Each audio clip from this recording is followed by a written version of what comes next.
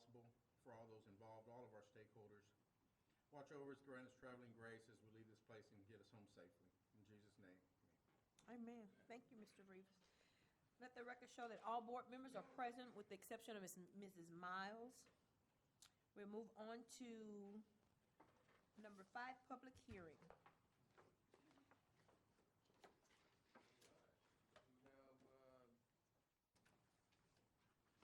out for the flexible school day program.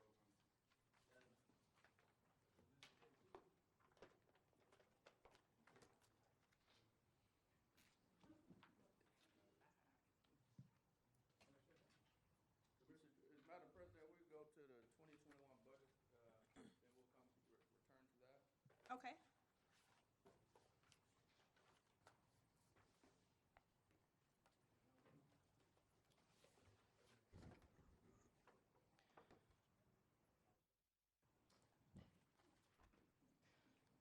Madam President, Dr. Davis, members of the board, this is a public hearing on Sheldon ISD's budget for 2020-2021 fiscal year.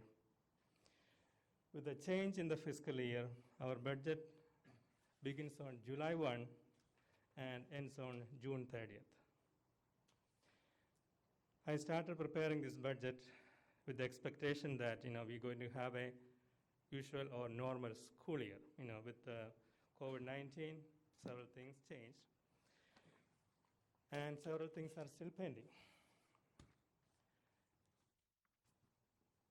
However, we try to include a few things that's already been decided on in the budget.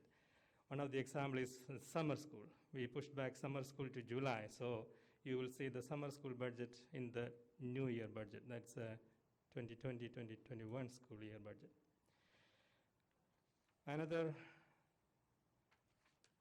funding source that we are sure about is the CARES Act funding.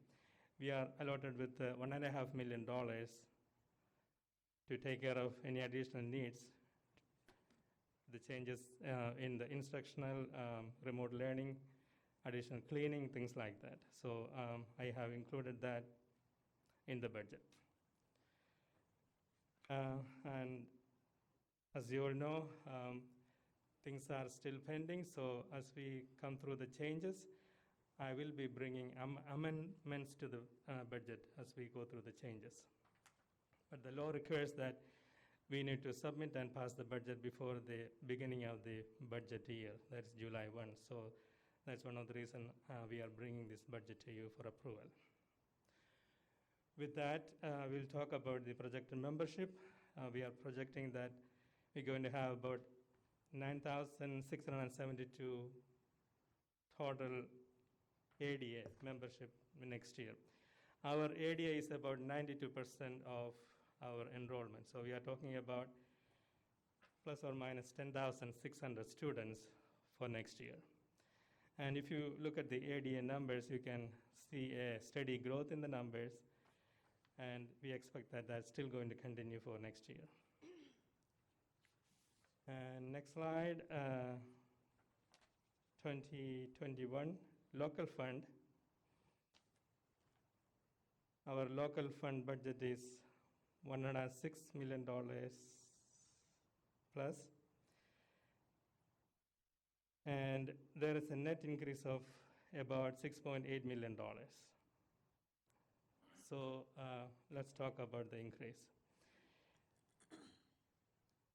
We have additional growth positions, $1.3 million. That's about 20 growth positions that's requested. However, we may not be hiring all the 20 positions at the beginning of the year. So Dr. Davis told the administration that we need to hold back some of the positions because we are not sure exactly what we're going to do next year for the fall semester. So we may not be hiring all the positions, but we have provision in the budget as projected. CTE program positions, about $500,000. About 7 positions will be added to the high school for different programs for the funding, additional funding allocated by the state. Summer school. Summer school is going to be in July, so it is in the new fiscal year. So this is going to be a more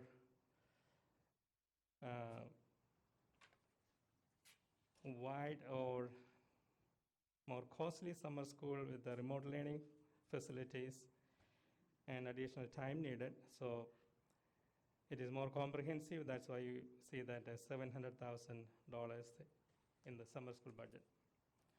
Auxiliary positions, $600,000. We'll be adding positions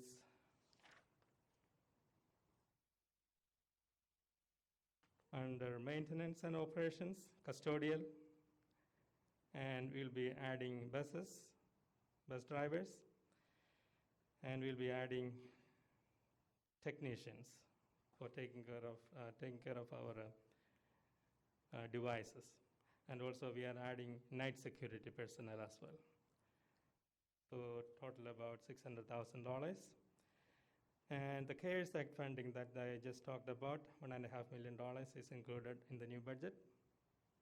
And other miscellaneous increases, about $600,000. That's inclusive of additional utility costs for the new buildings and also the insurance premiums for the new buildings and a few other yearly increases in the budget. And you also see a line item for reserve funding, $1.6 million. Remember, we did not come with a recommendation for raises for next year. When we were talking about the raises, this pandemic happened, and Dr. Davis told us that just hold on to that money so we can use the money or repurpose it as we need it once we open up the school. So that money is available for additional remote learning equipment, additional bus routes if we need, if we are going with 2 shifts. So if we need more buses, more drivers, that funding is available. So that's one of the reasons I said we'll be coming back to you with some of the amendments as we decide what we're going to do next year. With a total of $6.8 million increase. Any questions on that piece?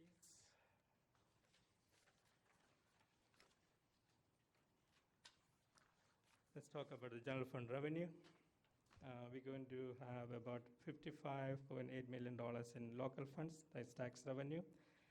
State revenue, $44.8 million, and you can see that now the local revenue and state revenue is kind of 55, 45%. So in our case, it used to be like a 20%, 80%, a few years ago. But with the changes in the funding formula and the restructure, the state revenue is picking up more, and local revenue is decreasing as we get more revenue from the state. Federal program revenue, that's mainly the SHARS revenue, school health and related service revenue, then the CARES Act, and some FEMA money, but that, believe it or not, we are still collecting money from FEMA on Harvey repairs as we close out the project. So I'm expecting some money from FEMA as well. That's included in the federal program. And the Chapter 313, we have 2 agreements on Chapter 313, one with the FMC and the other one with the Equistar. So I expect about $1.5 million on that source. Now let's talk about the debt service. For 2021 year, I'm expecting expenditure of $26.7 million. That a little bit of increase from last year. Our projected fund balance is going to be about $12 million. For the debt service, I'm going to ask for an 8-cent increase for next year.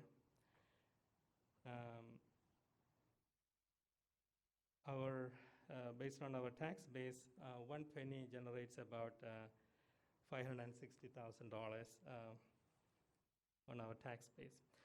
So current year, our INS tax rate is 38 cents, and I'm going to ask for another 8 cents. That's going to be 46 cents for next year. Derek, if you get to the next one, yes. 46 cents for INS. So we are still servicing the 2016 and the older bonds. All the bonds are sold, and if we don't have any more approvals, then hopefully, and our tax base will stay, then I won't be asking for another increase.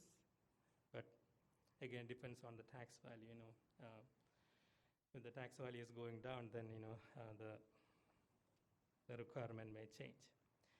For the M&O, currently we are 1.0684. If you recall, we were at 1.17, and then with the state compression, we were able to reduce about little over 10 cents last year. And for next year, there may be another compression, but it won't be as big as 10 cents, maybe a 1 cent or maybe a 1.5 cents reduction. So that rate is not final yet. I may be getting the final numbers by August, and I will be coming back to the board for a tax rate approval in September.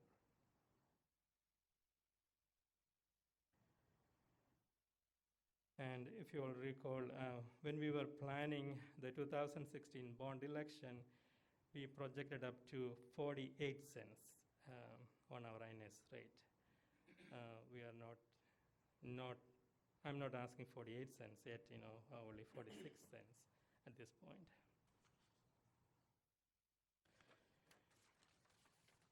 Building fund, we are finishing up the projects. Probably we'll have about $27 million budget for next year. Again, it depends on a couple of final pay applications for this month and also for May that I am finalizing. So that number may change based on the pay applications. Again, we hold about 5% as a retainage, so all the retainage is included in that budget. Retainage comes about $7-8 million itself. Child nutrition, for next year, expenditure projected $8.3 million, and revenue projected $7.7 million, and fund balance projected $1.4 million. Again, this program is self-supporting, and they are planning some remodeling to make the kitchens or the cafeteria more kids-friendly. So that's why you see an additional of $600,000 in the expenditure side. But again, that program has a healthy fund balance, and they are asking us to use some of the fund balance for improvements. Sheldon Early Learning Center. And the prior year, that program was self-supporting, but this current year, I'm talking about 2019-20, because we had to close that program because we didn't have any kids after March of this year. So we may end up supporting that program from the local funds. And again, for next year, I'm not sure how soon we'll be opening up that program. But again, I have employees that getting paid every payroll, so I have expenses. So again, I need to come back to the board with the budget change for that program.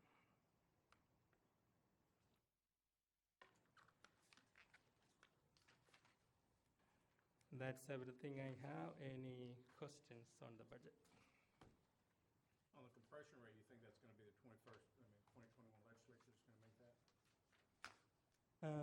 The compression was approved for this biennium. Yeah. That's a 2019-21 biennium. So after that, there may be something, but because of all these economic issues, I'm not sure, what's going to be happening. And if that happens, then is that gonna put it in a deficit? The budget for the? The compression? With the compression, no, they're going to add more state revenue to compensate that. That's the way it works. Yeah. Okay. What is the, what's our current fund balance right now, Brian? We have $27 million in fund balance.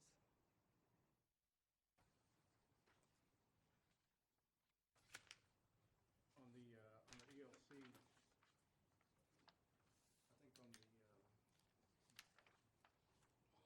do we look into, have they looked into Texas Workforce to help supplement any of the ELC programs out there? Yeah, we are getting some help, but again, if you don't have the students in the program, they won't be able to supplement us. That's only if the students are involved. Only if the students are there. If the students are involved in the program, that helps everybody, though? Is that? Yeah, it helps on the revenue Staff, side. all staff, it helps the Right. entire program, not just the students. Is that something we want to look into? Yeah, we can look into, and again, Our rates for the infants, and it's in here somewhere, was $225 a week, somewhere-ish. Yeah. Now, Channel View, they pay $90 a week because they get that supplement from the workforce. yeah, we'll look into that. Well, that's what our after-school program is, $90. Is that what channel? No, it's the actual, they have a daycare just like us, Mm-hmm. and their staff, now they do open it up to the students, but their staff pays which is the highest rate, which is the newborns to whatever age, 1-year-old, where ours is $225, they pay $91 a week. And Wow. that's because they get supplemented through the Texas Workforce. Oh, okay. Uh, I'm not Mr. sure Rivas, if do you know if they, I'm sorry, is that too loud? My question was gonna be, do you know, just curious on how that works, meaning is it actual parent or the employee supplement, or it comes to the district? It goes to the district. Gotcha. It goes directly to the district. Does Yeah. the parent apply to the workforce for the aid, Nope, or it's a the- grant? It's through the director for the ELC, their ELC did everything. And because, now they set priority for their students, which I don't know, but it's the district's choice. They chose to do that. And they bus their kids to and from that ELC to drop kids off and pick them up. So even the infants, they put them on the school bus and, Oh, wow. yeah, I mean, that's a little bit, I don't know. But anyway, they do that program there, and it's a huge difference and the district does not supplement their program either, the ELC. Oh, okay, yeah, that's what I was Yeah, going to ask yeah, you. they don't. Through the don't. workforce and through what the employees and the students pay, the district, they're self-sustaining also. Okay, Anyway. yeah, that's something we need to look into. Any other questions? No questions? All right, thank you, Thank Mr. you. Abraham. We got now, you want to go Yeah. back to case, to item 8? Okay. folks in quarantine, so we gotta monitor and adjust. Oh, okay, all right. All right.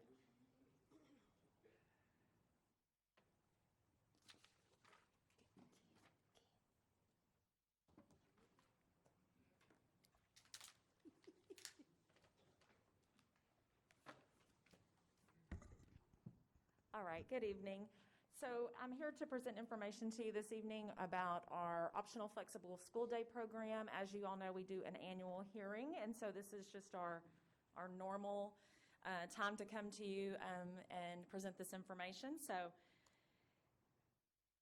first, I would like to share with you that this is regarding our CASE program. So as you are all familiar, we have our King Academic School of Excellence, and that is designed and has been a very successful program that the district has supported over the years that is designed for our at-risk students, and it provides them with a flexible school day program to help with not only providing an alternative environment where their schedules are a little bit flexible, but it also helps us to provide an outlet for increasing our graduation and our completion rates. So as you probably are aware, we serve a student population that's about 80% economically disadvantaged, and so the students that are participating in our CASE program are typically students that are identified as at risk, and they have not been successful in that traditional setting. This past year, we had 168 students enrolled in CASE, and we were very excited to hear that we have 108 of them that will be graduating because of the program that's offered. Okay. So the next slide basically just gives you some information about the program itself. We do have a small but mighty staff there. We have an administrator, which is the principal, John McGee. We also have a part-time counselor, an instructional aide, 1 part-time teacher, and then 5 full-time teachers. In addition, the program is supported with additional resources, and that's the Community Youth Service KAIS worker, as well as an SRO, School Resource Officer, that provides support to that campus as well. The students are not just confined to CASE. They are able to participate in our Sanjack dual credit courses as well. And so you will see our students that have the opportunity to earn certifications through Sanjack and also earn college credit while completing their high school diploma. And they are also able to participate in all of our extracurricular activities. So what the optional flexible school day program waiver it'll be an action item for you tonight to review. Basically what this does is it allows the district to count those students as part of our ADA, which is very important. As Mr. George was just speaking about, that's what helps us with our funding. And so if we did not have the waiver that you would be voting on tonight, then we could potentially lose the funding for that program. And so typically the way that attendance works in our normal school settings is we have an attendance time, like 10 o'clock in the morning, that's when attendance is taken. But for our CASE program, what they're able to do is base the attendance on the actual number of minutes that the students are in class, rather than saying, okay, everyone that's here at 10 o'clock, we get credit for them. So because the students have flexible schedules, some of them come in for the AM session, some of them come in for the PM session, we're able to get ADA for all of the minutes that they are in attendance. Attendance is mandatory, and district procedures are always followed. We have a very strict process in terms of making sure that the accounting is handled correctly. And as I mentioned before, our enrollment has steadily increased, and the way that that has happened is students are able to be referred by a counselor from the comprehensive high school. So if they're identified as a child that might be more successful in that CASE program, they're referred over and apply directly with the CASE principal, Mr. McGee. Parents do have to provide written consent for the student to participate, and that is required in order for us to participate in the OFSD program. And then each year we are to, as part of the application, we are to make a report to you as our board. And so that is the information I have for tonight. Are there any questions regarding the application?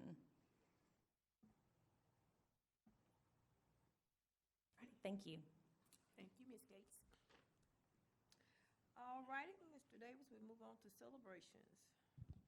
All right, as I believe the board knows, Miss Archie just recently celebrated a birthday, so we certainly don't. 55-1? Oh, awesome. Yeah, you got me about 6 months. But, and also I do want to recognize my infamous partner, Miss Sandy. Also celebrated birthday on June 8th, which happens to be my dad's birthday as well, Sandy. So I knew you were special once I saw you, met you. But nevertheless, so we certainly want to salute our Madam President. So if the board and the audience would join us, normally you kind of lead us. So, but since it's your birthday, you can't lead us. So please stand, Madam President. Sandy, please stand. You're part of this team. All right. All right, here we go. Happy birthday to you. Happy birthday to you. Happy birthday to Sandy and Latricia. Thank you, thank you. Welcome, thank you. Because of Miss Archie, just so you guys know, when we have a break and we have our cake and ice cream, we do have sugar-free, and we and we have our. So I don't know how it's gonna taste, but we'll check it out. That's good, that's good, that's good. Oh, we're gonna celebrate something else. Mr. Holman, he got a thumbs up. Okay, okay, okay. Okay, I'm gonna keep it. All righty. All right, thank you, guys. Now we're gonna move on to reports, academic updates. All right, and we're gonna try to pull this off again. Some of our staff with the information, the update I gave you guys. We have a few folks in quarantine, so I think Mr. Moore, you're gonna come up. So Ms. Patterson is going to try to present from home. So hopefully we can pull this off. If not, we have a backup plan. So hopefully you guys can hear her, do her academic update, because obviously this is important as we continue to plan for remote learning and so on and so forth. So we're gonna give this a shot. Good evening. Good evening, all right. I think we're okay. Yay. Good evening, Madam President, Board, Dr. Davis. I am here to present the academic update. We are still looking at redesigning education.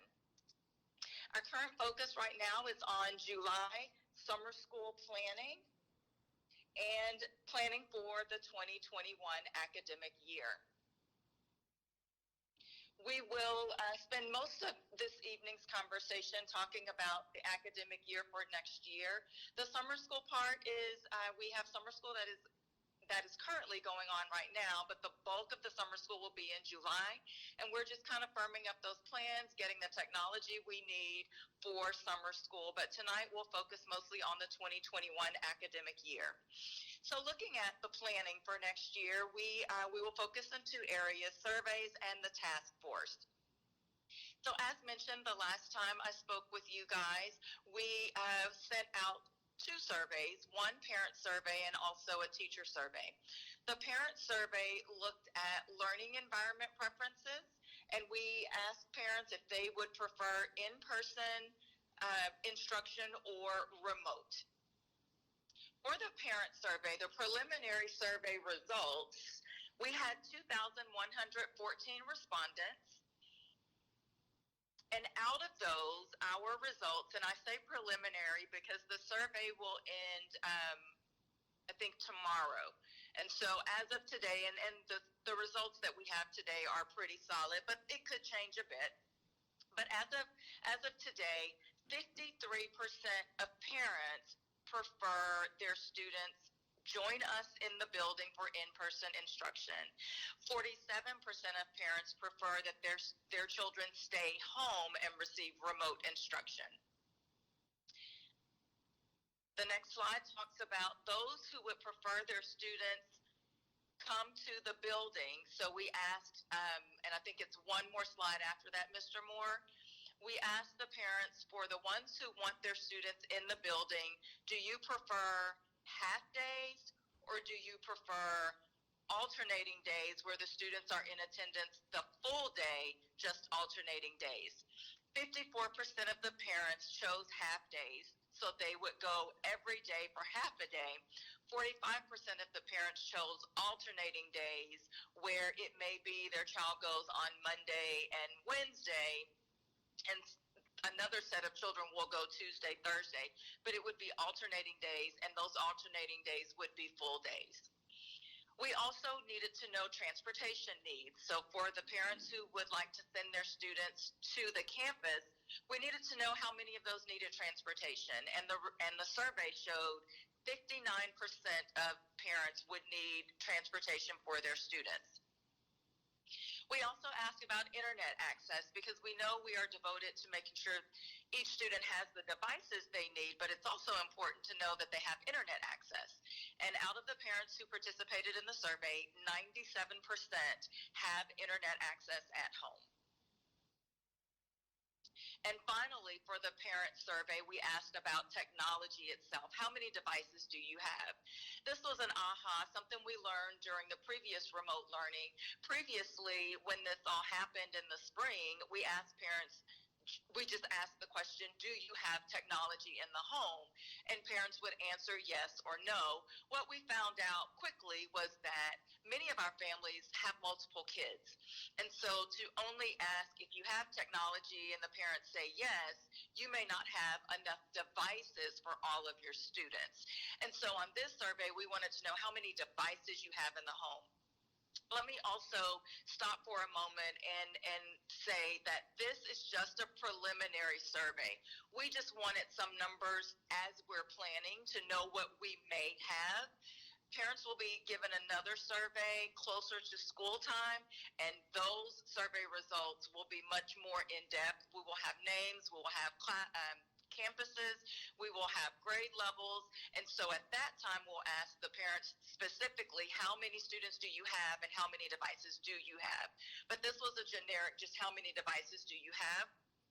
32% had one technology device in the home, 31% had two, 14% had three, and 8% had zero. Next, we'll move to the teacher survey. We wanted to know from our teaching staff how many would prefer to come to the school building every morning and instruct students who are physically in your room, versus how many would want to show up, come to the campus every morning, and pretty much teach your lesson to a camera, and so the students at home would receive their online instruction that way. So either of the two choices, it still requires teachers to report to the building. It's just, whether you have students in front of you or not. So we had 521 teachers respond to the survey. 55% of teachers said they would prefer in-person instruction, meaning they would prefer to have students in front of them in the classroom teaching. 40% said they would prefer online instruction, where the teacher is in the classroom, but the teacher is recording that lesson or is doing a live Zoom where the students are plugged in and are actually watching them teach live from the classroom. And you might remember what I showed a few minutes ago about the parent survey. It's almost identical to the number of parents who want their students in school and the percentage of teachers who say they would prefer to teach in person. So that's kind of where we are right now with the surveys. I did want to roll out for you guys for next year, for the 2020-2021 school year. We would like to do away with referring to remote learning as remote learning or online learning as remote learning. We want to give it a name. We want to market it as a program, and it will be Sheldon On Demand. Every child, every day, everywhere. And that's our logo. So from now on, when we refer to remote learning for next year, we will refer to the program name of Sheldon On Demand. So now I will move forward with the task force. So I introduced this to you guys the last time. We are meeting as a task force. It's a very large group because it's a lot of work to be done. So this is we roll up our sleeves and we really get down to business on planning. How are we going to do this next year with all of the guidelines we have in front of us? And so tonight I'm going to quickly go through each committee and what we're looking at in each committee. So first we have the Curriculum and Instruction Committee, and we are trying to decide how to provide rigorous instruction for in-person and remote learning environments. We have the Technology Committee that is charged with providing devices and internet access as needed for all students in the district. We also have the Transportation Committee, and they are determining how to transport students in compliance with TEA social distancing guidelines. We also have the Maintenance Committee. They are charged with creating a plan to ensure all buildings are cleaned and sanitized throughout the day. They are also helping with the distancing issue. So if we're saying desks have to be 6 feet apart, they're going in those classrooms right now. They're measuring the desks to determine, putting desks 6 feet apart in a classroom, how many students can we truly fit in a room? So that's also on their list. And then we have child nutrition. They are tasked with creating a plan to feed students breakfast and lunch in compliance with social distancing guidelines. More than likely, we will not be using cafeterias. Large groups of children will not be in the cafeteria eating at one time, and so now we have to figure out how do we get food to them in their classrooms. Another committee is registration. We will have to determine and create plans to register new students in compliance with the social distancing guidelines. We have our personnel services committee, and they will create plans to handle staff concerns as it relates to COVID-19. That's an added concern that we're going to have to know how to deal with. We also have the communication group, and they are developing a standard district mode of communication to be used by all campuses. Now that we are all in this together, we need to have a mode of communication that works for all parents, because there's going to be a wealth of communication that's sent out. And so it'll really help parents if all campuses use the same mode of communication. If you have 4 kids, it can become difficult keeping up with communication on 4 different platforms. We also have the Fine Arts and Athletics Task Force Committee, and they will develop plans that allow students to continue to participate in activities that comply, again, with guidelines. And finally, I would like to say the most important committee is our Finance Committee, because with all of these other committees, this is new, and it's added things that we have to pay for. And so we really need the Finance Committee to determine funding sources to cover the additional cost associated with educating in the world of COVID-19, because although we are in a pandemic, we are still charged with educating our students. This concludes my presentation. Do you guys have any questions? Hey, Ms. Patterson, I don't know if you can hear me. I'm going to bring Mr. Moore up, and if the board has questions, he may have to repeat it to you so you can hear me. Okay, yes, sir, I can hear you. Okay, perfect. Thank you. So how do we, where do you even start? How do you, since we haven't really had much accountability for, what was it called again, Sheldon Everywhere, or? Sheldon On Demand. On Demand, Sheldon On Demand, okay. So Sheldon On Demand, how do we are going to have some accountability for those if we decide to have Sheldon On Demand everywhere at home, I assume, correct? Yes, sir, we will. First of all, teachers will still be in the classroom, and so the accountability of the campus principal ensuring lessons are rigorous will take place. And also students at home will be, they'll have the same assignments that the students in the classrooms will have. We are devising our instruction and our curriculum to be teacher-led lessons with activities that are online. And whatever we do for curriculum and instruction with the students who are in person, those same lessons and assignments will be given to students, and they will receive a grade based on their performance, based on what they submit. And so, yes, they will be held to the same standard as the students who are in the classroom. I don't know if that was to add to that. Yeah. To add to that, we're waiting on more direction from the state as well. As the board knows, they gave us lots of flexibility these last 3 months, because so we didn't really take, we took grades, but we held kids accountable, but we basically used the first 9 weeks to, but we can't do that going into next year. Yeah. And so we're going to have to hold parents and students more accountable as it relates to that. And I think if the state's even talking, we don't know if they're going to tie state funding. We're going to do a better job of taking attendance for students who may choose to be educated at their homes, how we're going to do it. So we're still trying to figure some of that out, and how the state's going to hold us accountable for gathering that information. So good question. If they're given an option of having the learning at home, I guess my question is, let me think here for a second. If we're going to have, if they have the ability, we have the ability to provide learning here at these campuses, and they choose not to, should that, and I'm asking, should that still be our responsibility to provide everything they need to be at home? As of right now, according to the state of Texas, yes. Okay, all right. So good question. Obviously, that's within reason, right? But, Yeah. but as it relates to materials, so on and so forth, this, and I guess that's the thing, I know we have to a certain level because there be so many, when it becomes detrimental to our financing or to our budget, having to provide, okay, well, that's still stuff to be worked out. Yeah.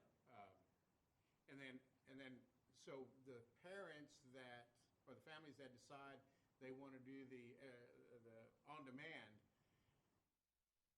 they will still be able to do extracurricular activities, band, sports, and so on? Will that? That's a great question. We haven't broached that subject, but I'm gonna set out on a limb and say yes. The reason I'm gonna say yes because I know homeschool students have the right to do so. So I'm quite certain the students that's enrolled in our district. Because if they're okay with bringing them to school to play football and have practice, why don't they bring them to school to get learned? I mean, get educated. That's just an observation. Okay. He could put you on the survey committee. But I'm quite certain we're gonna have to give students that option to participate. Yes. Okay. All right. I like the Sheldon on demand. That's a good deal. Yeah. Yeah. So I don't know if we have the answers for this yet, but so how do we determine which students or families are allowed to do the Sheldon on demand versus which ones have to be in the classroom? Is that going to be strictly voluntary and up to Absolutely. each individual student? That's their choice, yes, sir. The way it stands right now, again, it could change tomorrow, right? But as it stands right now, the state is not going to force children and parents that's their decision. And that's why we're trying so hard to figure, because that determines a lot of how we go about planning and service our community, right? So we got to know who plans to, but it is their choice as of today. How comfortable they feel returning. So, and to Ms. Patterson's point, that's why, again, we're going to issue another survey. And some of the feedback, and to be fair to parents, it's like, well, some of them not quite sure yet, right? Until it gets closer to school. They want more information. They want to know, so we're going to issue another survey once we get closer to this just helping us right now in this preliminary survey to do some appropriate planning. And maybe whatever timeline we so choose, then we'll issue another to try to finalize. Because to be fair to the district, we're going to have to, at some point, parents are going to have to opt in one way or the other.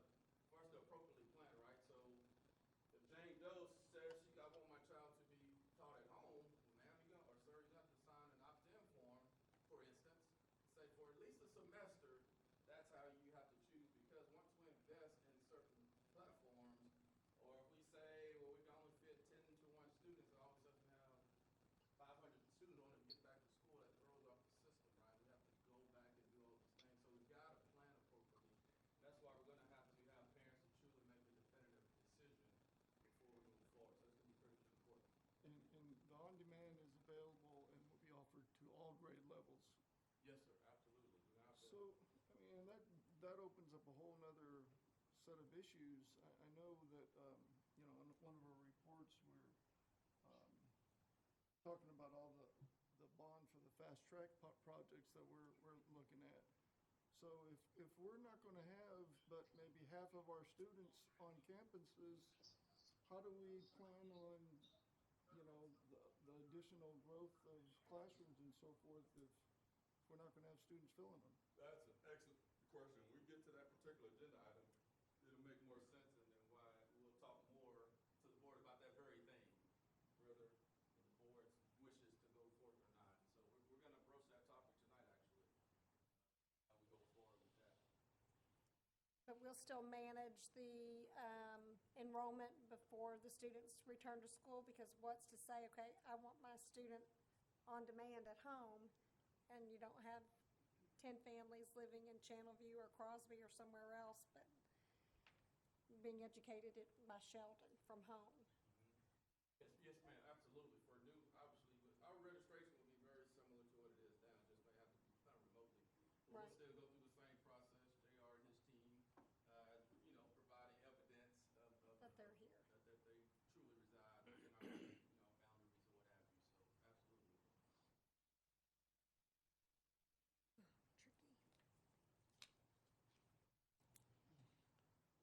So I know something may change, so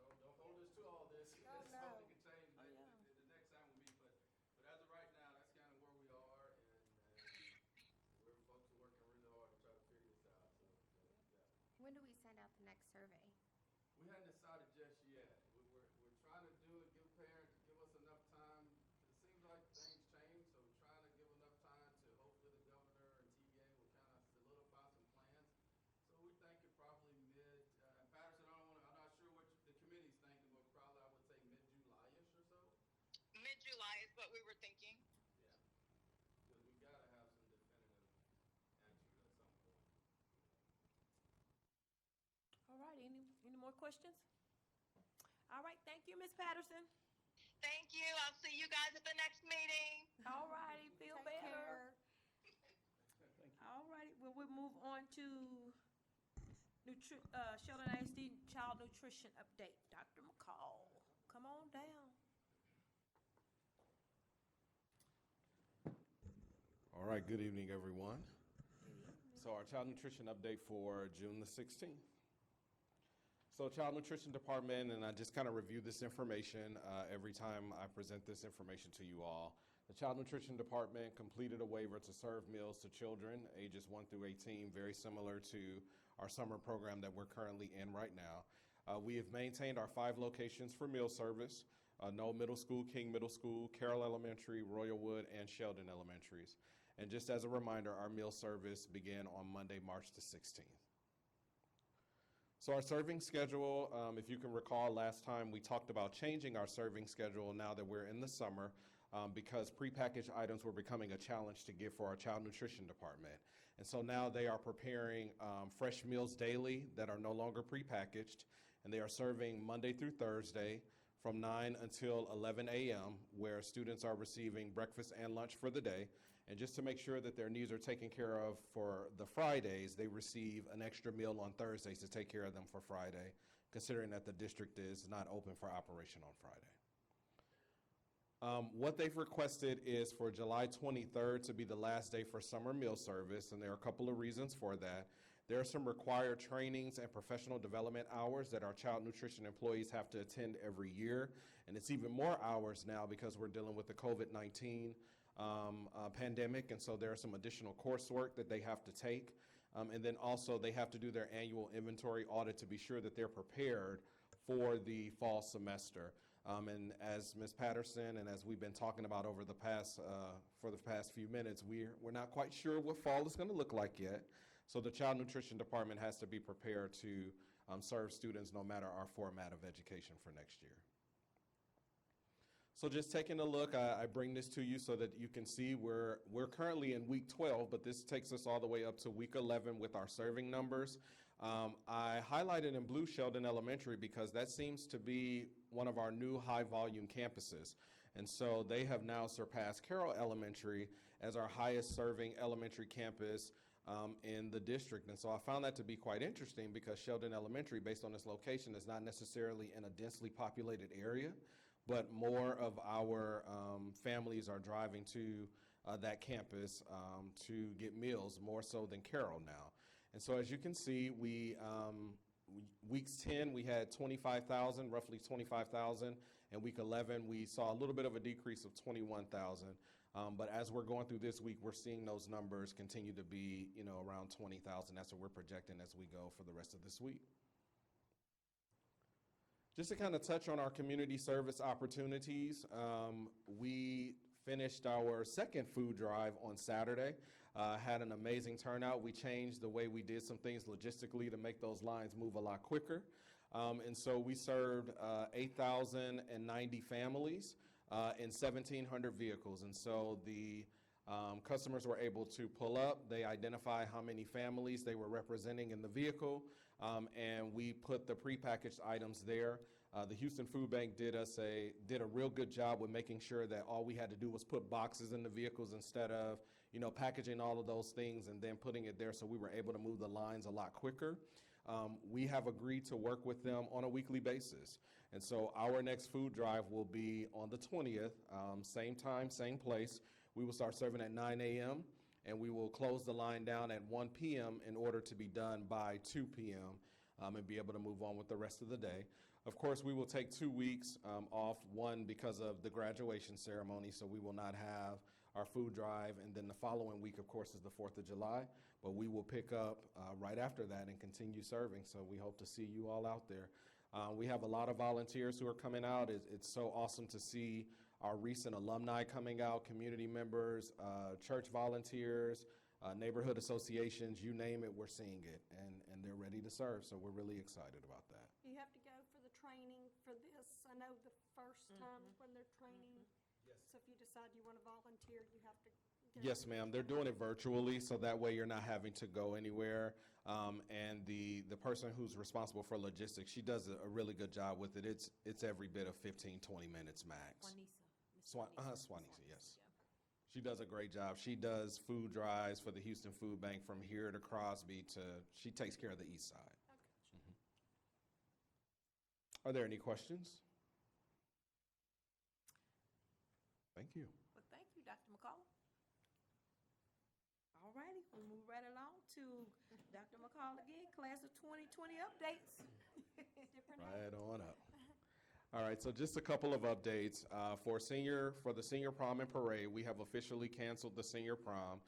As you may have seen, we have started our communication with that, working with the finance department to process those refunds that'll go to all of the students that paid to go to prom. It's approximately 215. The district communication plan has been sent. We will have kind of like a drive up to where they will have to identify themselves by using some form of ID, and we will give them their refund check on June 29th and June 30th. And so that gives the finance department enough time and then gives the campus enough time to organize the pickup, and then parents will be able to come and pick those checks up. Also, if they do not show up on the 29th or the 30th, our office staff will be prepared to contact those parents.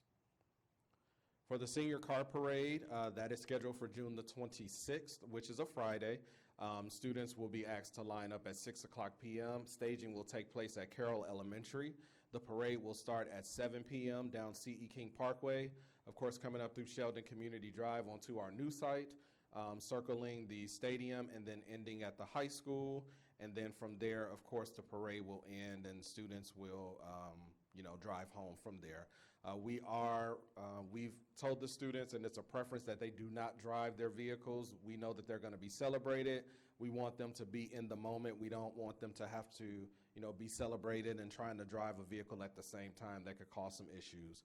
We have secured 10 deputy constables to be there to help us with blocking off C.E. King Parkway so that the parade can move through. Also with just crowd management and anything else we may need them for. We are opening it up to the community, and so we hope that our community will come out in grand fashion, maybe do some decorations, things like that, students decorating their cars. We want to make this a lively event for our seniors, and so we hope to see you all there as well. And we just put out the information today, and we'll just keep blasting the information on our social media sites, as well as the campus doing their part to get the word out to make sure parents are there as well. Our graduation ceremony scheduled for June the 27th at 7 o'clock p.m. In case there's any inclement weather, we do have June the 28th as a backup day. Because we have, rented a stage as well as seating for the graduates, we went ahead and worked through the particular company to make sure that we have it for both days. There is one ceremony. Each graduate will receive 3 to 4 tickets. The tickets will be distributed to graduates next Monday and Tuesday. Very similar, the parents will roll up, the students will identify, give their name, and then the tickets will be given, so that way the families can come all at once. They will be broken up into 4 different sections. We really want to make sure that where you park is where you go into the stadium to make sure that you can see your graduate on the stadium field. And so we have a blue, a white, a red, and a gold section. The tickets will identify what section they belong to. And when we release the parking maps, parents will know whether or not they should park on the home side or the visitor side based on where their student is seated on the graduation floor, so that way they can always have a good view of their student. The planning committee meets with cabinet every Thursday, and so we're going over, logistics details. We bring up any sort of new concerns that we may have, especially as we get daily updates from the commissioner, and the high school's been really responsive to that. Of course, we're going to have social distancing and protective equipment protocol. making sure that when the spectators come into the stadium, they do have to fill out a brief questionnaire stating that they do not have any sort of symptoms of COVID-19 after they go through our metal detectors, and we have to have that documentation in the event that we're asked for it by the state. And so we will have that documentation for everyone that's in the stadium that day. Also for our Panther Zone, that'll be the hospitality area where you all will show up and be there at 6:00 p.m. We will have refreshments there. Also, the board members, along with the superintendent and the campus principal, will be leading the procession of graduates. And so we will start in the Panther Zone where the gowns will be there, refreshments will be there, kind of like what we normally do. And that'll be our place to convene, and then we will hopefully start promptly at 7 o'clock. Are there any questions? I have a question. Yes, ma'am. And I don't know how this is going to be addressed because social media, I've already seen people saying, for anybody who has extra tickets, can we buy them from you, blah, blah, blah, blah. How are you going to, if they have to be in a certain zone for their student? Or is that going to be controllable? Yes, so we will have ushers there. And so once you are seated, you have to stay with your family. So what we are recommending is that if you have 4 tickets, you come with your, 4 family members, you all walk in, you all are in the blue section, you will be seated in the blue section, that is your seat. You are not to move unless, of course, you need to go to the restroom or something like that, but that is your seat. And we will have ushers there to make sure that people are, families are spread apart, within the 6 feet. So if you are in the red section, you're not to be seated in the white section and vice versa. What happens if someone comes without a ticket who want to get in graduation? How you gonna do that? They want to get in. Yeah, my cousin is graduating today. Well, I guess that's going to be an administration, something we have to address. And if we That's gonna have to happen. go there, then we will. So, plain and simple, they should have a ticket. Plain and simple. We really have to stick to this. We I'm just have saying, to 'cause you stick know how to it. There's gonna be Right. somebody that's gonna walk up there. Absolutely. I come to see. Because I've Child already had graduate. somebody ask me, if you get tickets, can Well, I I've have them already- if you're not going yeah. to use them? And Because this is so different. Yeah, And that 'cause- question came up in our meeting. Yeah, because I've got a call. If you get 10 tickets, you only use 5, give your buddy your other 5. Right. This is an environment where we just can't do that. We can't, right. because Right. We don't know, Right, because I got a call today, a text, can you get me extra tickets?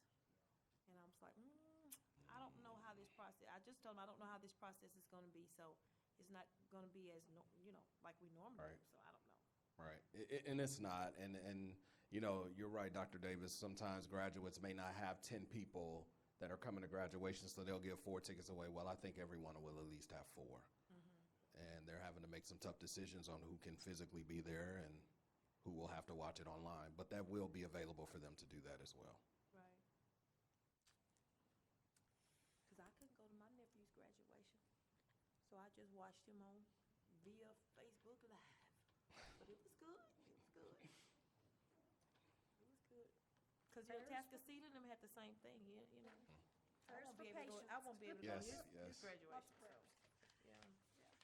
It's It's just gonna be different. good, it's gonna bring up some good points, and we'll emphasize to the seniors. So hopefully that won't happen because hopefully we're communicating that, hey, we can't do this, and this. That's an issue as old as I am. If it rains, you only get so many, because it used to be in the old auditorium Right. at the high school. So it's always somebody jockeying for a position, so, Yes. and it just is different, so. I get it. You want to see your babies graduate, and it's just hard. But I do have are you going to address, because there is also a nasty social media rumor going around about protest at graduation. I think Yes. last time you said y'all were meeting to discuss those. Yes, yes. And so, still the case. There are some students who may protest the day of graduation during the playing of the national anthem. And so we are, as stated last time, we're getting ahead of that just to, make sure that it's if they're going to do it, it has to be peaceful and not draw attention. And, you know, as a leadership in the district, we have to make sure that it's not going to be a situation where it draws attention. And a lot of that will be determined by our actions. And so we are prepared for that. We're also prepared to, you know, address any sort of outbursts that are not appropriate for graduation. If it's not peaceful, then we do have protocol to, you know, potentially ask those students, you know, to remove themselves from the graduation if it gets to that point. But if it's peaceful, then we are prepared to move forward with that as well. So are we talking protests as far as like kneeling? when Yes, sir. activists play? Yes, sir. I mean, is there any word about people actually protesting before or anything on the complex or anything? No, like that? sir, nothing like that. No, just taking a knee during the playing of the national anthem.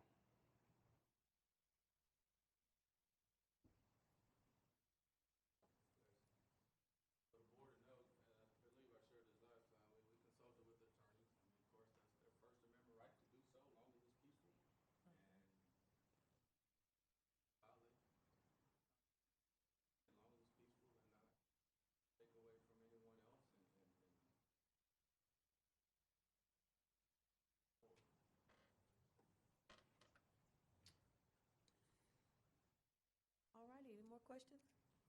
I'm done. All right, thank you, Thank Dr. you. McCall. Now we're moving right along to 2020 Bond Fast Track Project. All right, as JP makes his way Mr. Coleman, to your question earlier. So look at this as two pathways. What JP is about to present to the board is as we go forward potentially with the bond in November, there's some things we want to talk to the board about us getting ahead of from a timeline perspective. And then in this same breath, I'm going to talk to the board in closed session with legal counsel in closed session, talk about a different alternative. Potentially, because of this new environment with some revised legislation from the governor, potentially the board may choose not to go forward with a bond election, right? And so it's kind of two pathways here. If we're going forward, we need to consider what JP is about to tell you, and then I'm going to share some information with you later about our other pathway potentially. Mr. Combs? All right, thank you, everyone. Good to be here tonight, and it's good to finally get my mask off. It's a long day wearing that thing all day. Well, we do want to talk about and have you consider some options for fast-tracking some of the high-priority 2020 bond projects. And after working through the preparation for the 2020 bond and working with and discussing with the administration a number of factors, we want you to consider that certain projects proposed within the 2020 bond program commence and complete design to allow these projects to be bid ready upon the passage of the November 2020 bond. The design phase would require a commitment of approximately $3.5 million to be funded entirely from 2016 bond savings with a reimbursing resolution to the 2020 bond as needed. We'll talk just real quickly here. We just got a background slide and a justification slide, and we'll cover these here coming up. So from a background standpoint on this recommendation, the May 2020 bond proposition included, among many other projects, several that were high priority projects. Proposition A is where those high priority projects resided. Proposition A was $250 million as proposed. The several projects that were in that high priority category are listed on your screen. And collectively, those total $53.7 million of the $250 million that was in Proposition A. All of the projects on that list were scheduled, except for elementary number 7, to be ready for use for the 2021-2022 school year. As we sit today, that is in jeopardy if we're not able to move forward with some of these pre-construction phase services. So we're seeking to spend a small portion of the total dollars, the $53.7 million, on those pre-construction services. And for those of you that aren't totally tuned into this phrase, pre-construction services, we're talking about the architectural services, the engineering. It might include things like construction, geotechnical engineering, surveying, those sorts of things that are required to get us to the stage where the project is ready to bid. From a justification standpoint, again, the district just continues to grow even despite the COVID-19 pandemic. We have seen some upticks in enrollment and working with the administration. We also know that the postponement of this 2020 bond, as I just mentioned, impacts the design activities significantly, and everything that we don't complete now causes us to slip out a little further. And you might have heard me say this in prior presentations, if we miss a week on some of our completion deadlines, that means we basically miss a month, and if we miss a month, we can start missing an entire school year. So we're trying to get in front of that major blockage that we would face if we're not able to keep these projects moving forward. We're also seeing here in the fourth bullet down that construction pricing is extremely competitive right now. We are seeing bids come in several percentage points below the estimates that the architect and engineering teams have been working towards. So the market is extremely hungry for good projects, the kinds of projects that would be in this fast track package. Additionally, we have some cost savings in the 2016 bond that are significant enough to fund these design activities in full. If you look at your bond report, you'll see over $3.5 million right now, and we continue to see that number grow as we are buying out the remaining project activities for the build-out and the other work that's going on at the conversion of the King High School to the middle school. So we continue to see money coming back, and we feel comfortable with making the recommendation from a financial standpoint in terms of having that money in hand.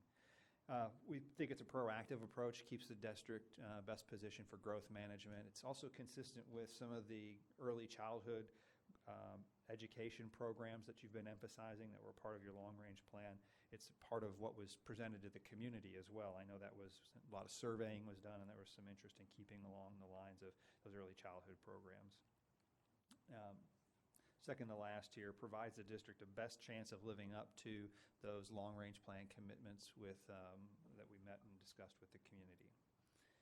And I'll emphasize here, no construction costs, estimated at about $50 million, would be required unless the bond passes. So we're just talking about the pre-construction portion of the project, including those things like the architect fees, et cetera. So this is information that we're presenting for your consideration. There is not an action item for this, but it would be the recommendation, if it was to meet the test of the board, that these projects do move forward and be ready to be bid come the passage of the November 2020 bond. All of this work, again, would be funded completely through the balances that remain on the 2016 bond and reimbursement resolution as needed. That concludes my presentation. I'm happy to answer any questions or turn it over to Dr. Davis. JP, can you go to the previous, or, yeah, there you go. So, on here, it says the construction pricing is extremely competitive, but we're talking about all the preliminary process to get ready for construction. That's right. So it really wouldn't affect, we wouldn't be getting bids on the construction aspect of it at this point till after the bond passes. So You're right, and I would add, though, the reason that we put this on the list is that we don't see that demand for good projects for contractors to be bidding on. We don't see that demand diminishing anytime soon. So there is not a lot of work out in the marketplace right now that the contractors are bidding on. And in order for there to be work in the marketplace for them to bid on, design projects need to be completed. So if you can complete your design project while everybody else is on hold, you'll be in a spot that in November, your project's ready, hits the marketplace, and folks are eager to bid it. So that's what we mean. So not only do we see the savings, the costs at a very competitive level right now, but we anticipate that'll be the case come November, just a few months from now. So just being prepared and ready, kind of being first to market. That's right. Will hopefully give us good cost savings. That's with right. Construction people after the bond passes.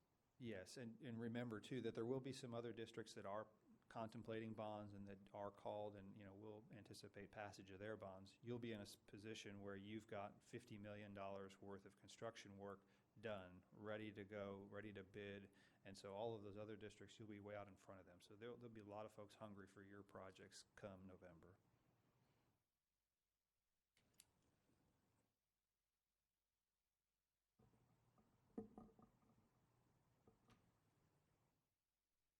So I guess we just need to figure out what the Sheldon on-demand percentage versus actual in-classroom instruction will look like to determine how fast we're going to have to do all these additional add-ons.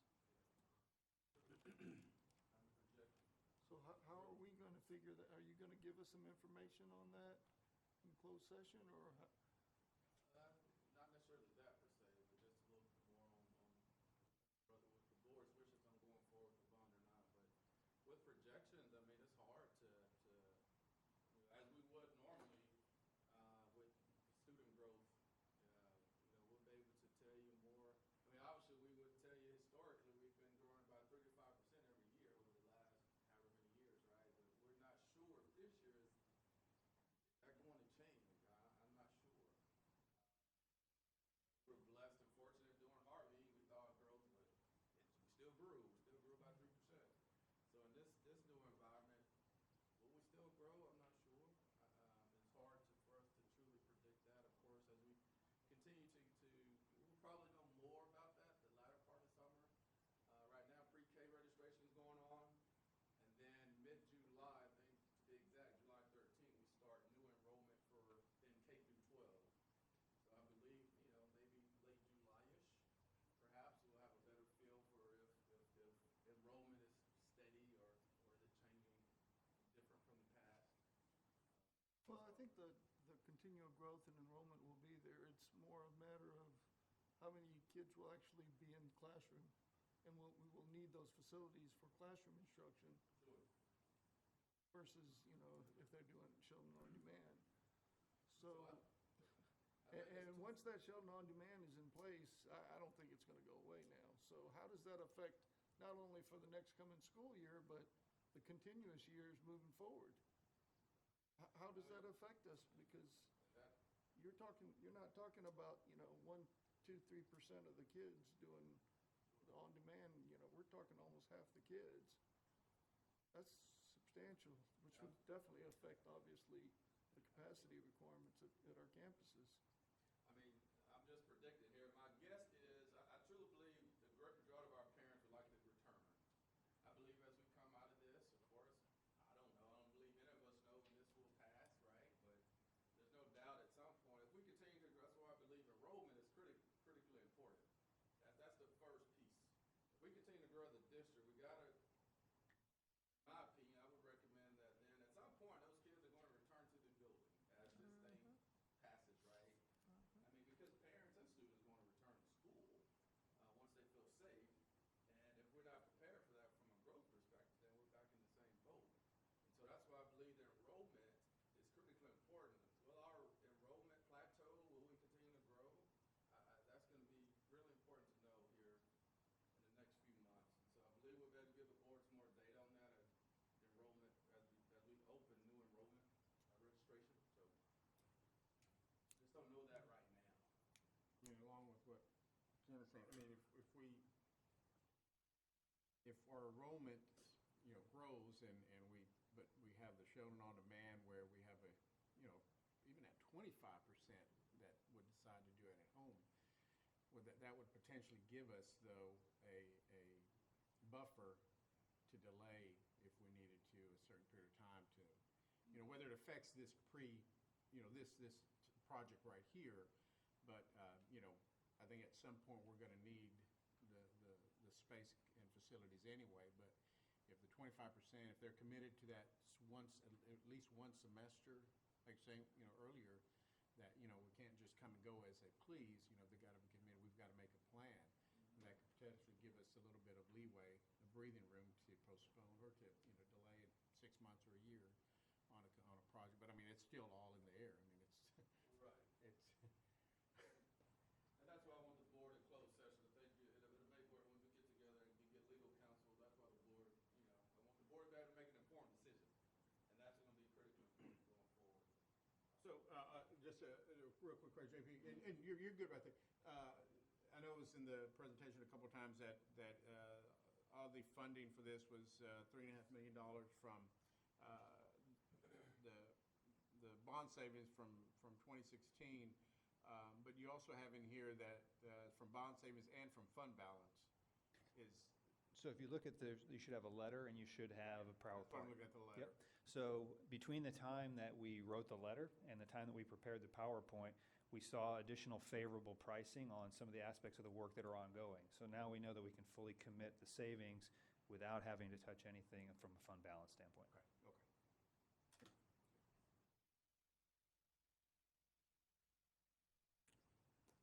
All right, you have any more questions? All right, well, we'll move on to COVID-19 updates. As Ms. Gates makes her way, we just want to bring the board up to date. As you heard today, we have a few folks on quarantine, so I just want to kind of, without using names and so on and so forth, to get a board kind of update on where we are, how it's impacting us as a district and our employees.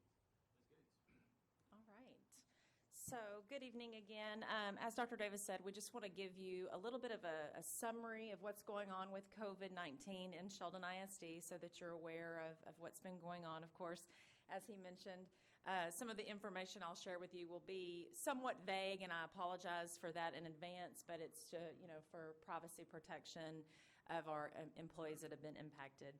But before I jump into our specific cases, I wanted just to give you a little bit of an overview of what I spoke to you about last time whenever we got together, and that was that we were implementing a return to work process, in order to get our employees back on the job and kind of take one baby step toward getting our regular schedules back in swing. And so we have implemented a Sheldon ISD facility access form. That was one of the precautions that we took. And so similar to what you've heard with graduation precautions or what have you. So all of our employees are required to fill out the access form, basically initialing that they are, symptom-free. They haven't been exposed to anyone that has tested positive or symptomatic, those types of things. And then they're also, as you see on the second bullet, they are initialing and agreeing to a district directive to wear a face mask and to comply with social distancing.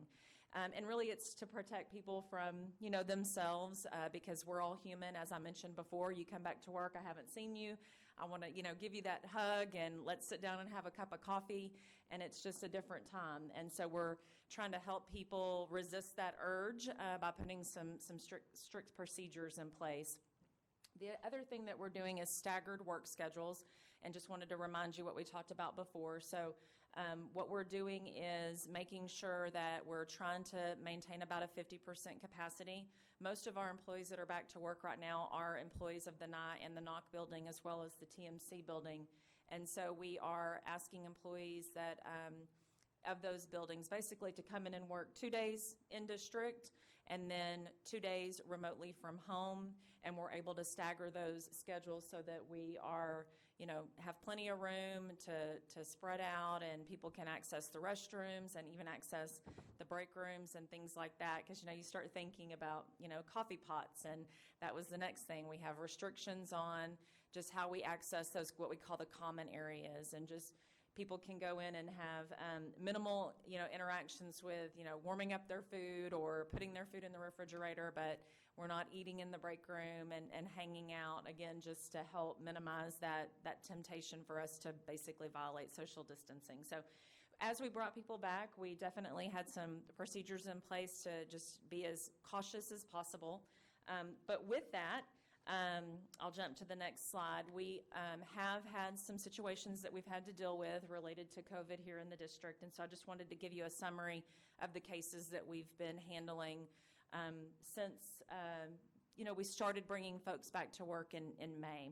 So the very first case you'll see there on the slide, May 5th, we had an auxiliary employee that tested positive. As a result of that, we've been, what I will honestly tell you, I feel like is above and beyond precautious in trying to protect our employees. So as a result, we had 18 auxiliary employees who were advised in writing of having been in what is defined as close contact, and you'll see that in quotes there because the CDC is very clear about how that's defined. And so we knew that once we had the positive test result, we started investigating immediately, notified the health department, all the things that we're supposed to do to really try to find out who did that employee come into possible close contact with. And that's where you're, not wearing a face mask, you're less than 6 feet apart, more than 10 minutes. So there's a lot of definitions that kind of go with that. And so we had 18 employees out of, a caution because some of these people had worked together. We went ahead and put them on a 14-day self-quarantine and advised them to self-monitor for symptoms. We also took it one step further because of the nature of the work that was happening at the time. We went ahead and put our entire custodial and maintenance departments on a 14-day self-quarantine as well, because people had left buildings and had interacted with each other, and it was one of those situations we were kind of learning, as we went. And so that incident actually led to us putting in place the facility access form, so that people would acknowledge that they were symptom-free and have to sign off on the fact that they would maintain their face mask and social distancing. So that was our very first incident. Then on May 29th, we had a possible exposure that was reported at one of our campuses. And the situation there, we had a staff member that reported that their child had ended up testing positive. So basically a family member, if you think about that. And so what we did is notified 15 employees who were all working on that campus that day. And again, these were reduced numbers because we'd advised our campus administrators not to have everybody on campus at one time. So the good thing is that you have a very small percentage of the employees that were impacted on that campus, but they were notified of the possible exposure and notified to self-quarantine. As a result of that, we did have one of our professional employees from that campus that did end up testing positive. Of course, there's no definitive information as to whether or not that exposure led to that positive case, but I just wanted to share that information with you. The next slide, our next situation was just recently, on June the 10th. We had an employee at the administration complex that did test positive. As a result of that positive case, we had 20 employees that were identified as having been in close contact. And so those employees are the bulk of who is currently still on a self-quarantine for 14 days. We did have, just to make you aware, we had one of those close contacts was identified as one of our employees that works in the athletic department.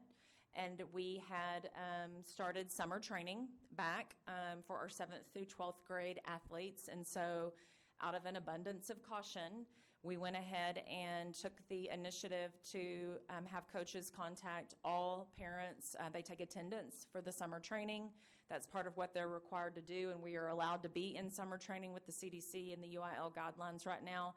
And we did not feel that any students were ever at any danger of being exposed, but we wanted parents to have all of the information to know that if they found out, an athletic employee had been asked to self-quarantine, we want parents to be as fully informed as possible to make those decisions. And so coaches called parents as much as they could that evening, and then we did a written letter notification to all parents as they were dropping off students the next morning so that they could make an informed decision on whether or not they wanted their kids to continue to participate.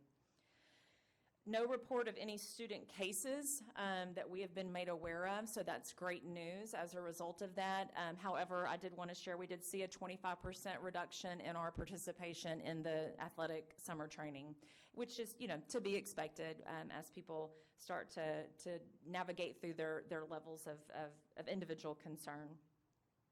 We also had one possible close contact employee who worked on some student computers that were issued last week. And so those computers were worked on over the weekend, prepared for students to be picked up, and there was never any direct contact between the employee and the students, but because the employee had touched the computer, it sat in a room, and then a couple of days later, that same computer was passed and issued to a student. We went ahead and took the initiative to contact all 8 students who received those computers to make sure that they were informed about the possible exposure. So lots of extra precautions that are being taken place, and we're just trying to be overly careful. And the biggest thing is just making sure that people are informed. We want people to be able to make the decisions for themselves in terms of their comfort level. So just kind of in summary, every district facility that has been impacted from the very first initial exposure, we are doing deep sanitations and cleansings before employees or anyone is allowed to enter those buildings, because we just want to make sure that everyone feels, again, comfortable. If they hear that Like we did a notification to all Nyan Knock employees. Even if you weren't in close contact, we wanted all Nyan Knock employees to be aware that there was a positive case that was reported.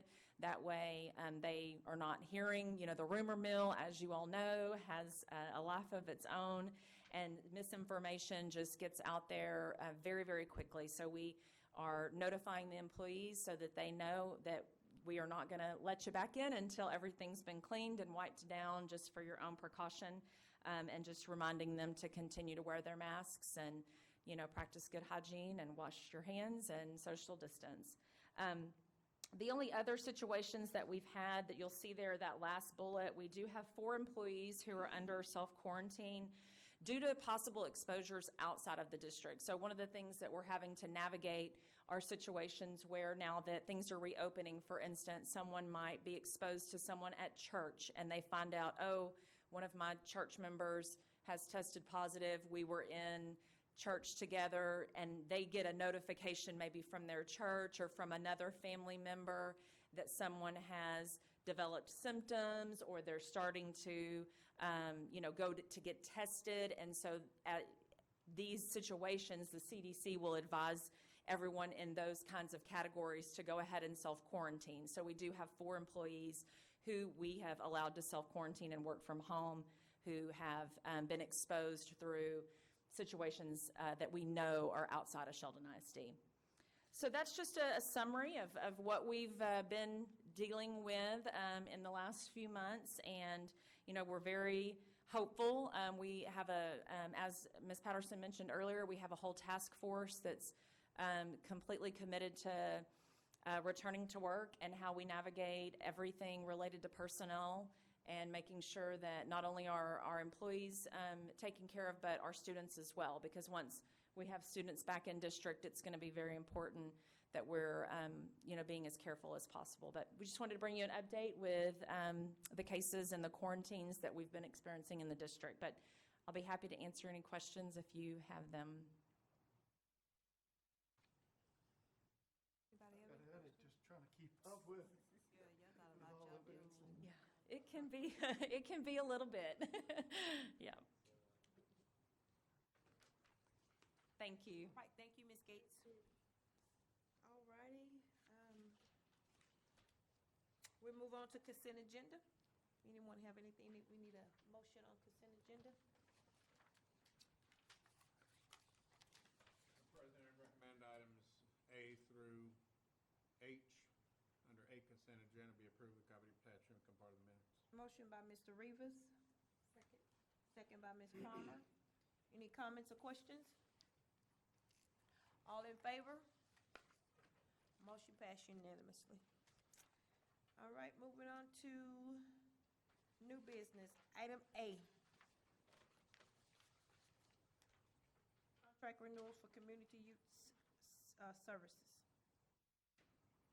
Madam President, it is recommended that the contract with Harris County Community Youth Services for one community youth services specialist in the amount of $41,088 for the school year 2020-21 be approved as submitted with a copy to be attached to and become a part of the minutes. Motion by Ms. Palmer, Thank you.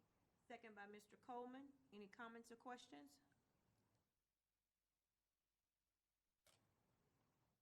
All in favor?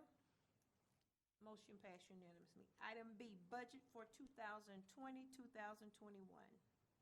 Madam President, I recommend that the 2020-2021 budget be approved, with a copy to be attached to and become part of the minutes. Motion by Mr. Coleman, Second. second by Ms. Martinez. Any comments or questions? All in favor? Motion passed unanimously. Item C, amend budget for 2019-2020. Madam President, it is recommended that the amended budget for the 2019-20 be approved with a copy to be attached to and become a part of the minutes. Motion by Ms. Palmer, Second. second by Mr. Coleman. Any comments or questions? All in favor? Motion passed unanimously. All right, moving on to item D, early learning center rates for 2020-2021. Madam President, it's recommended that the proposed ELC tuition schedule be approved effective the 2020-21 school year, with a copy to be attached to and become a part of the minutes. Motion by Ms. Palmer, Second. second by Ms. Martinez. Any comments or questions? Yeah, I've got a question. I mean, we're setting the rates for the upcoming school year, but we don't even know how that's gonna impact. That's That exactly enrollment. right. Yeah, that's what I was, telling Wayland Mhm. when I was presenting the budget. So we will come back to the board, with any changes that we need to make. So is there feasibility that the rates will be adjusted based on the enrollment? Or if we just take the hit, we're gonna have to? We are moving forward with the normal opening of the school, so, at home, we need to come back to the board. Yeah, I think that's the best we can do at this time, so, Yeah. yeah, we need to move forward. Yeah, 'cause right now, I know even teachers that may be teaching remotely, I mean, they need to come into the classroom to do it. So all the folks who would normally access that ELC would still need access to ELC, so.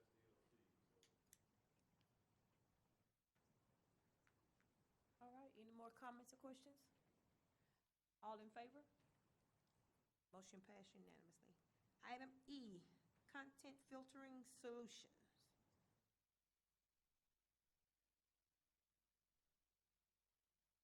Madam President, it's recommended that the Board of Trustees approve the proposal submitted for Lightspeed as the new content filtering solution as presented by CDW-G at a price of $88,400, with a copy to be attached to and become a part of the minutes. Motion by Ms. Palmer, Second. second by Mr. Coleman. Any comments or questions? So is this something new, or is this something that's being, a program that's being replaced? I believe, in this case, if you want to, my understanding, this is going to upgrade our filtering system. We've had a filtering system, but we want to. Right, yes, sir, yes, sir. We've always had a filtering system, we're required to. This is a new system that is going to allow us to content filter for devices that are off of our network. So as we prepare for Sheldon On Demand, this is one of the things that we're required to do, is ensure that anything that the students are accessing that we are giving them, computer devices for or programs to, we have to make sure that it's COPA compliant. And so this is basically a necessary upgrade to what we've already had in place. And it's cloud-based. Is this in anticipation of what we're going to have to do? Yes, sir. It will basically take the place of what we had, so we won't have a duplicated system for content filtering. It's an upgrade that's going to allow us to continue to do what we were already doing, but it will also allow us to filter for the devices that'll be at home. And so where are these funds coming from now, Abraham? He said, where are these funds coming from? These are coming from the local funds. Of course, we have job creation, so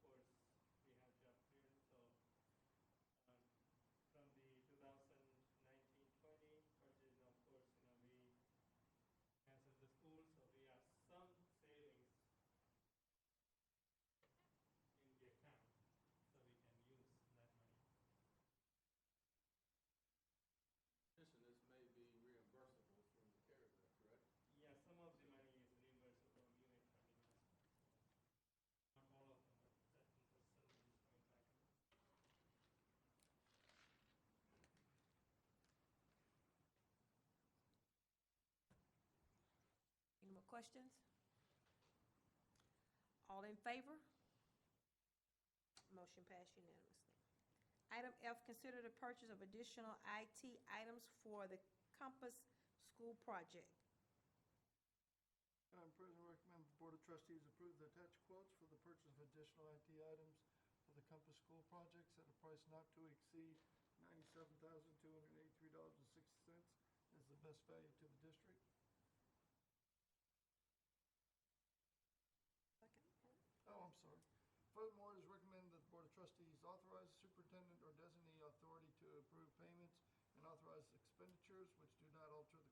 or delivery time, and with a copy to be attached to it become part of the minutes. Motion by Mr. Coleman, Second. second by Ms. Palmer. Any comments or questions? Do we have a finalization on the, let me go back here for a second. On the common schools and what else we're gonna, I mean, this is another $100,000, so we continue down that path, but do we have a projection of what else we're gonna need to finalize that for either equipment or renovations or anything else as we continue down that path? Sure, that's a good question. One, if you want to come up to the mic, as my understanding, this is one of the final pieces, you know, as far as some of the equipment that carry out those programs. Yes, sir, this is the final part. We've done all the construction that's been done, it's been issued out. We had 100,000 allotted for the entire innovation pieces where they were, how they wanted to utilize that. Brian Martinez, Ms. Zelinsky, and the local teachers looked at how they were going to apply those funds. We had 20,000 at each of the schools, and they've decided to go with the Google Chromes and the carts. That way they can use whatever softwares they're going to do. But that should finalize this project. And again, it just goes also to what we've been discussing about, are these devices gonna be able to be utilized if we send kids home and do the on-demand? You know, I guess is our thought process gearing up to, so if we're buying technology right now, is it gonna have to be something different if we do on-demand? And will these, you know, I don't know, No, good question. We're very close to being one-to-one. In fact, we're gathering that information now. So all of our Chromebooks and these iPad, whatever we have, and, you know, we have cards. We've always had them, right? And so in this new normal, now we're trying to think, what do we already have on hand as a district, and what do we need to order in addition to ensure that 10,000 plus students can truly be one-to-one? Although we know not all 10,000 may be home at the same, but, well, I say that, perhaps they may, like we were in the spring, so let me backtrack on that. So potentially, we could have all of our students back at home if this thing, we have an uptick. So we're working right now to try to make sure we truly have a one-to-one initiative, not necessarily how some districts do it where students truly go home every day with, but if we have to go to this new normal again, we got to be able to deploy those devices. So yes, these, that's your question, will be utilized for that, along with other devices we have in the district. because I know I know with Apple and the other one, the Microsoft or whatever, you know, sometimes they don't, I assume they don't click, so if we're getting different things or whatever, you know, just want to make sure we can, you know, everybody can be on the cohesive meshing computer stuff. You know, I'm always beating on my keyboard, so I know that, okay.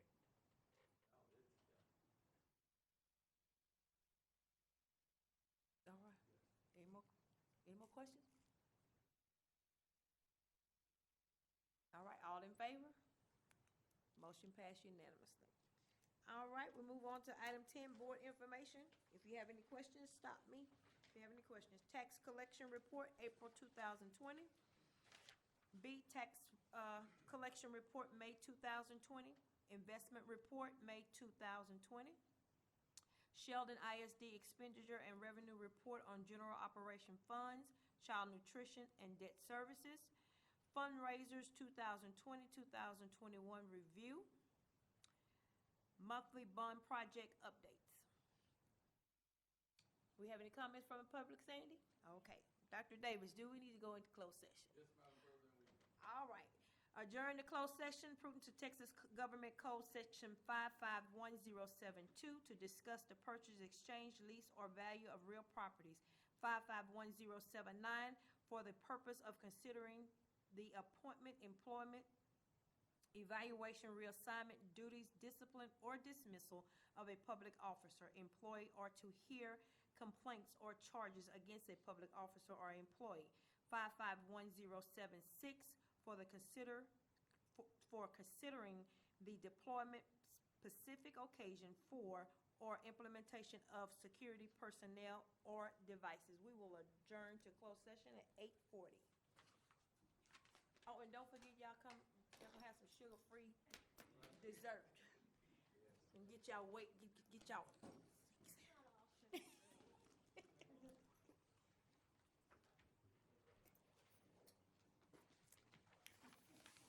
Alrighty.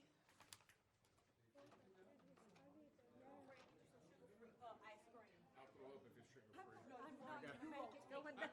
I got packs of sugar in my truck, I'll go get them. I could get up, shower, dressed, makeup, add my own out the sugar. door in 45 minutes. I'm telling you, I started taking a shower at Oh, okay, 4 o'clock. Yeah. It's like, Oh, okay.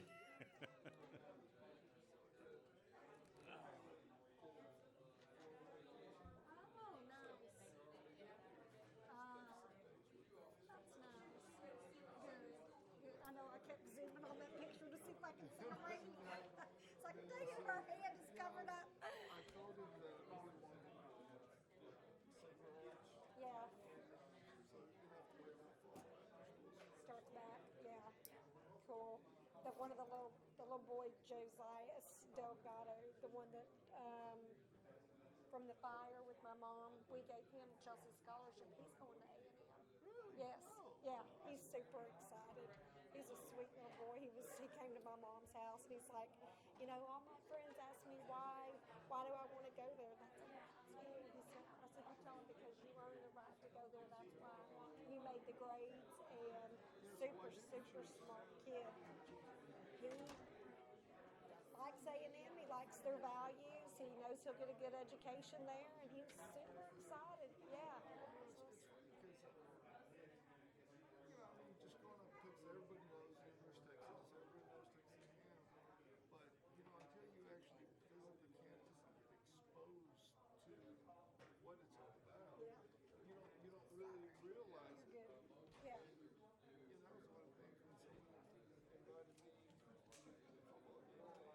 You know, that was one of the things when someone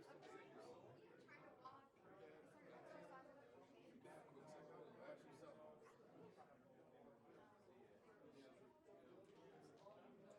Behind glass. And I remember, and I had, you know, I had no idea what the boots were for. I just remember looking at them going, What the heck? they got those nasty, scuffed up, old, scummy looking boots up on the mantle. Those things need to be thrown out in the garage. And I always remembered that. And then later I found out he was in Florida, those were his war boots. I still didn't understand the importance. But once Kenneth was a freshman, It was on. Yeah. I remember back all those many years ago when I saw those boots, and I'm like, What you would give to see those boots again. Yeah. yeah, we got a big old custom-made boot case that's got engraving glass. It's got a little display thing on the top where you put eyes and saber rack for his saber. Someday, Time to move out. Take all your junk with you. I need your room for my cowboy stuff. yeah, that's what I was telling Victoria. I tell you, they're building. Oh, wow. Building Oh, yeah, nice. right across from Tascasee High School. Okay. That new subdivision. Yeah. Wow, that's awesome. Yeah, so it's gonna probably be ready. I was surprised how fast they did it. Probably 2 or 3 weeks ago. Yeah, I mean, like 2 or 3 weeks ago, Victoria said, "Hey, Dad, we're gonna go by and go take pictures." They told us they're gonna start laying the foundation. We're like, okay, so they went by there, and then a few days later, it was like, okay, we're meeting about this and that, so we're gonna go by there and take some pictures. And it's like 2 or 3 days later, going, the whole wood The foundation, frame's up, frame, everything. everything is Yeah. up. It's like, oh my Lord. So that's- yeah, they may be ready by that day. Because that's where I go to run back behind Wellwood, where they built all the new stuff over there. And, They're building new homes. oh yeah, not in Royalwood, back to the back. You actually can see them. Beaumont Place where the woods used to be down that big ditch road, they're gone. It's all, we can see all the way to New Home. It's unbelievable, unbelievable.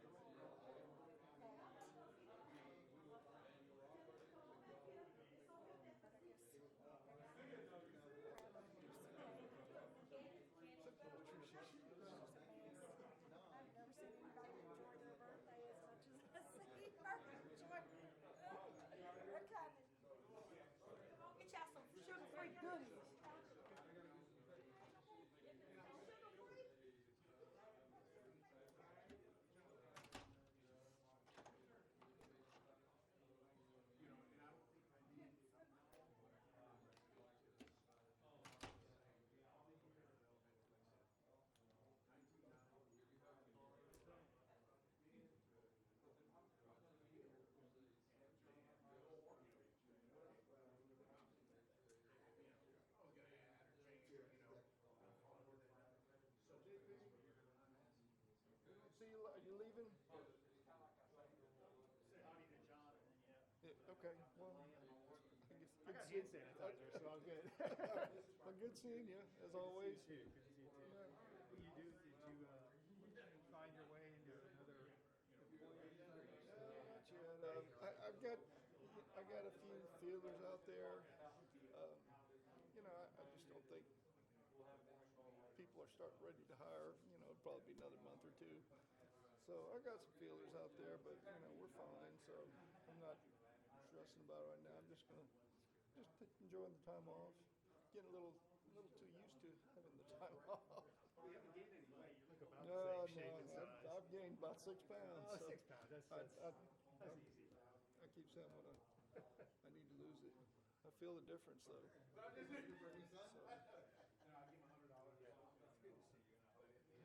Oh, your family doing well? My wife is pretty stressed out, honestly, with all the COVID stuff, being in the medical field and all this. She is, she's a director of specialty practices for CHI, Catholic Health Initiative. It's a hospital organization. Oh. So she manages about 180 people in 9 different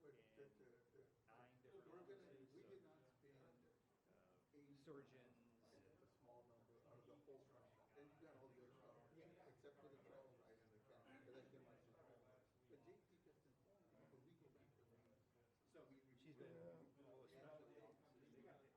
Because when the COVID came, they stopped seeing patients.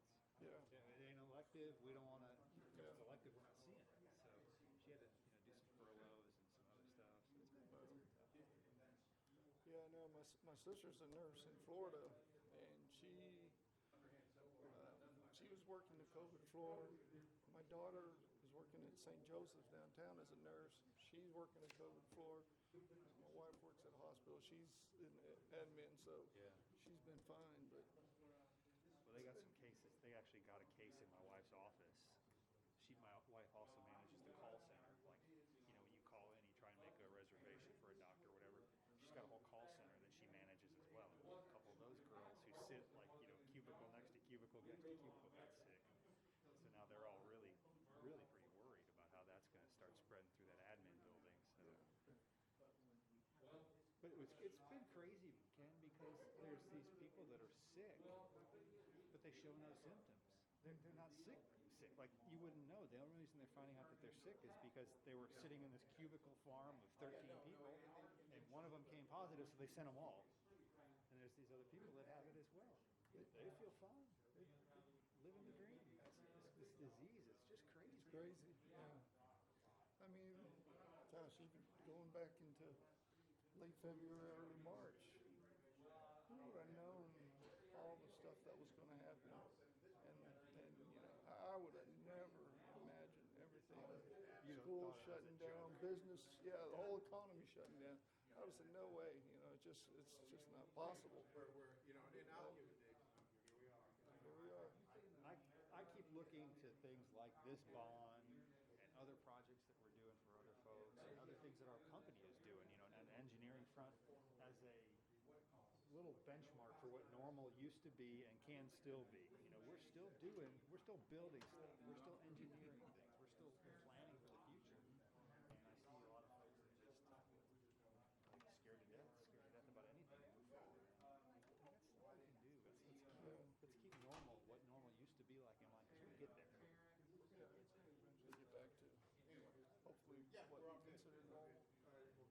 There's cake back there, Juan, some sugar-free cake. No, I got a safe All drive right. back. You need some of this? Well, sounds good. I'll give you a dab. Sure, that'd be good. All right, thank you. All right, we'll see you, Juan. How you doing? I'm doing good, sir. How are you? Good. I'm doing well. Long answer all your questions? Yeah,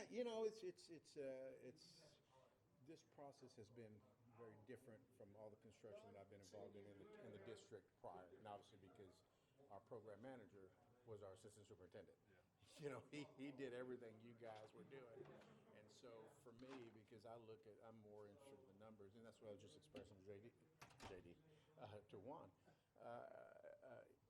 It's now we have this extra $3.5 million, whereas last month when we were talking about doing the renovations at the high school, okay, where are we gonna get that money from for that? Now we've got, and the disconnect happens though where, and it's really just with us, where, prior, every other now I've been part of the NOC, the Carroll Elementary, Garrett Elementary, Knoll Middle School, and all the additions to, so we always saw the P applications, we always talked about it, any changes that were made, we were part of that, it's just having that information.